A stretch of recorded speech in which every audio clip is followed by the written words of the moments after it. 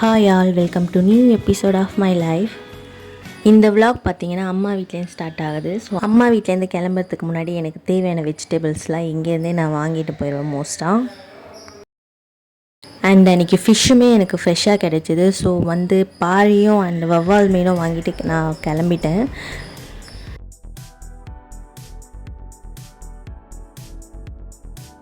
வீட்டுக்கு வரப்போ அரௌண்ட் ஒரு 11 o'clock இருக்கும். ஸோ வந்ததும் குக்கிங் தான் ஸ்டார்ட் பண்ணிட்டேன்.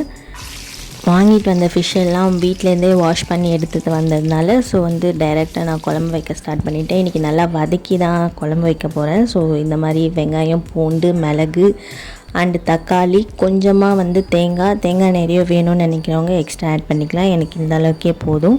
ஸோ எல்லாம் வதக்கிட்டு ஃபைனலாக மிளகாத்தூளும் போட்டு ஸ்டவ் ஆஃப் பண்ணிவிட்டு மிளகாத்தூள் போட்டு வதக்கிடுங்க. ஸோ வதக்கி ஆற வச்சு கிரைண்ட் பண்ணி எடுத்துக்கலாம். சைட் பை சைட் தண்ணியும் நல்லா கொதிச்சிருச்சு. அரிசியை கழுவி தான் போட்டுட்ருக்கேன்.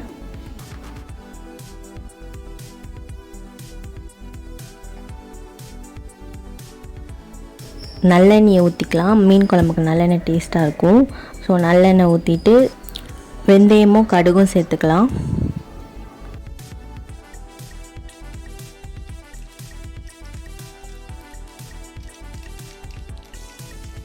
சின்ன வெங்காயம் குட்டியாக சாப் பண்ணி வச்சுருக்கேன். அதையும் சேர்த்து இதோட கருவேப்பிலையும் சேர்த்து நல்லா வதக்கிடுவோம்.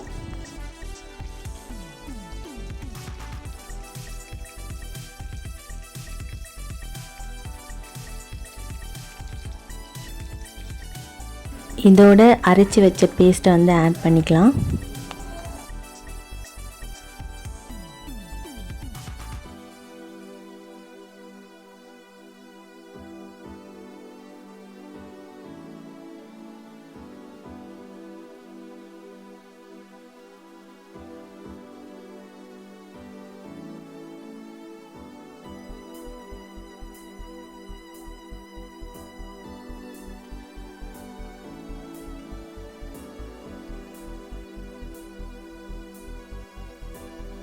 நான் கத்திரிக்காய் போட்டு தான் இன்றைக்கி மீன் குழம்பு வைக்கிறேன். ஸோ இந்த கத்திரிக்காவை ஆஃபாக கட் பண்ணி இதோடு சேர்த்து கத்திரிக்காவை இதோட நல்லா வதக்கலாம்.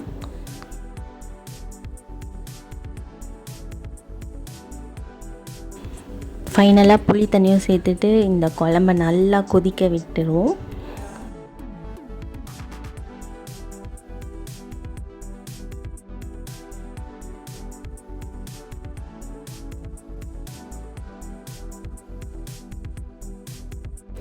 வவ்வால் மீன் தான் ஃபிஷ் ஃப்ரைக்கு எடுத்து வச்சுருக்கேன். ஸோ வந்ததுமே நான் இதுக்கு எல்லாமே மசாலாலாம் போட்டு ஊற வச்சுட்டேன். ஸோ ஃபிஷ் ஃப்ரையும் பண்ணிடுறேன் சைட் பை சைடு.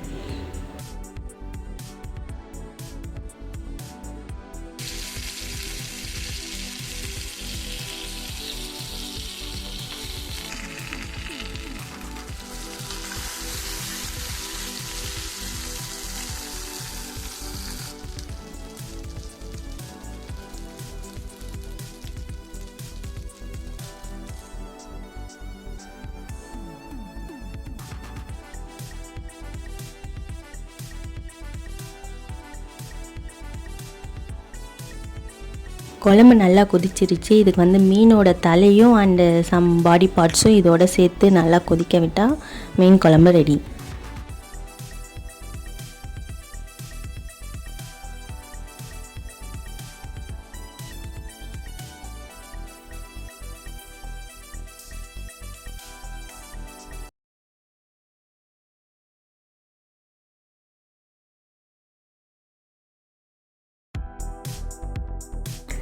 லஞ்ச் எல்லாம் ரெடி ஆனது ஃபர்ஸ்ட் சாப்பிட ஸ்டார்ட் பண்ணிட்டோம். ஏன்னா ரொம்ப பசியோடு இருந்ததுனால ஸோ லஞ்சை முடிச்சிட்டோம்.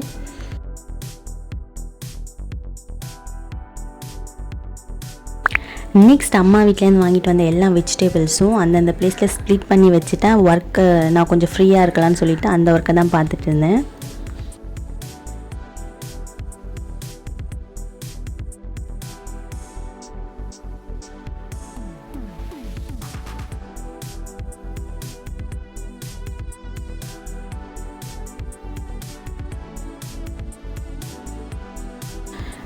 என் அம்மா என் பேபியை விட்டுட்டு போகணுன்னு ரொம்ப நாளாக கேட்டே இருந்தாங்க. ஸோ ஒரு 2 days அங்கே இருக்கிறோன்னு சொல்லிட்டு தான் அவங்களோட நான் விட்டுட்டு வீட்டுக்கு ரிட்டன் வந்துட்டேன்.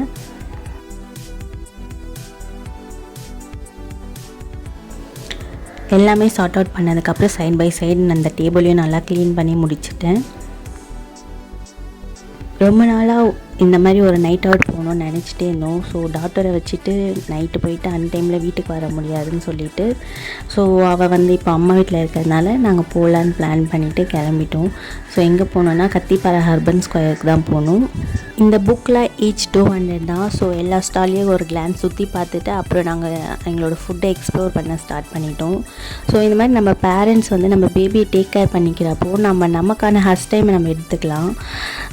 உமன் பார்த்திங்கன்னா ஆஃப்டர் டெலிவரி அண்டு அவங்க ஹவுஸ் ஹோல்டு ஒர்க் இப்படி அவங்க லைஃப் போயிட்டே இருக்கும். அவங்களுக்கு ஒரு பிரேக் கொடுக்குற மாதிரி இந்த மாதிரி ஹஸ்ட் டைம் எடுத்துக்கலாம். ஸோ இந்த மாதிரி நம்ம டைம் எடுத்துக்கிறப்போ ரொம்ப ரிலாக்ஸாக ஃபீல் பண்ணுவோம், ஸ்ட்ரெஸ் ஃப்ரீயாக இருப்போம்.